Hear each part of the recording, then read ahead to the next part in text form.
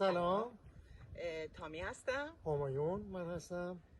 ما زن و شوهری هستیم که سال‌هاست توی سوئد زندگی میکنیم. خیلی سال زندگی میکنیم و من به عنوان پرستار کار میکنم.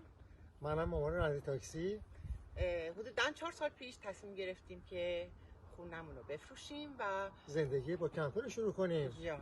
و جوری که 3 ماه کار کردیم و 3 ماه تعطیل بودیم. من به عنوان پرستار همه جای سوئد و نروژ برای من کار هست. برای من هم هست. به خاطر همین ما این زندگی رو انتخاب کردیم. درسته؟ درست. من هر جایی که کار میگیرم خونم به ما میدن. خب واقعیت داره، خونه به ما میدن. درست میگه. چون که به خاطر سختیه که میکشیم در مدت کار باید به ما یه سری امکانات بدن که بتونیم اونجا ما کار بکنیم و زندگی کنیم. این نیست که مجانی به ما خونه ای بدن. نه درست میگه. 3 ماهی که من کار میکنم به من خونه میدن و همایونم با من میاد. آره منم اونجا با هم دیگه هستیم دیگه. نگفتی چی کار هستی؟ من راننده اتوبوسم. در ضمن بهتون بگم ما هم تو سوئد کار میکنیم هم تو نروژ. هر جا که به تامی به اصطلاح مأموریت بدن منم هم اونجا میتونم کار بگیرم. یعنی من فقط میرم در اون شرکت میزنم. آره من اون شرکت در میزنم میگم که راننده اتوبوس نمیخوام، میگن چرا میخوایم، بیا بیا بیا. آره اینجوری هستش که ما زندگی میکنیم. اهل تجملات نیستیم. زندگی رو راحت دوست داریم. البته لوکس هم دوست داریم زندگی کنیم. اگه پولشو داشته باشیم این کارم میکنیم. آره. این ماشینمون هم تفلک 3.5 سال الان تقریبا 4 سال به زودی با ماست و همه جا با ما میاد. توش همه چی هست. جای خواب برای 4 نفر هست. یه خونه کوچیکه در واقع، خیلی محدوده ولی همه چی داره. و شما به راحتی میتونید همه جا باش مانور بدی، وایسی کنار ساحل، کنار دریا، تو جنگل، همه جا میره. و من که خیلی دوستش دارم. یه دستشویی سیارم داریم که وقتی که سفرهای طولانی میریم با خودمون میبریمش که در مورد نیاز استفادهش کنیم.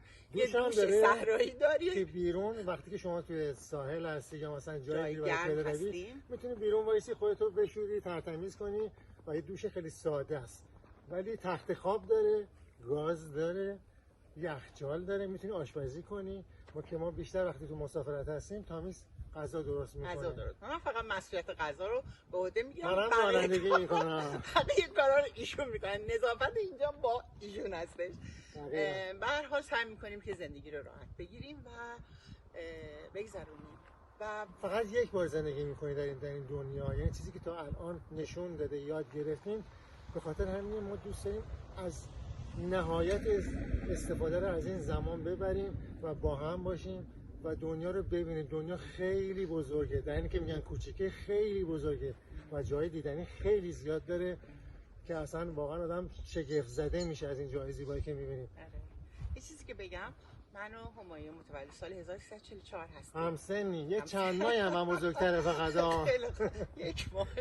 ولی تو سوئد ما سال‌هاست کار میکنیم. تو سوئد تا 67 سالگی باید کار کنیم. بدبخت شدیم. 67 سال کم نیست. خیلی خوب یواش. توی 60 تا 67 سالگی یعنی که ما نزدیک 30 سال کار کردیم، باید چند سال دیگه 9 سال دیگه کار کنیم تا بتونیم بازنشست بشیم. 32 سال کار کردیم. به خاطر همون گفتیم نه، این زندگی به درد ما نمیخوره. ما برده نیستیم، هستیم ولی برده موقتی هستیم. آره گفتیم اینجوری زندگی میکنیم، خونه زندگی میفروشیم و با ماشینمون سفرهای مختلفی میریم و حدوداً 4 سال و خورده هستش. 4 سال هستش که ما این کارو میکنیم.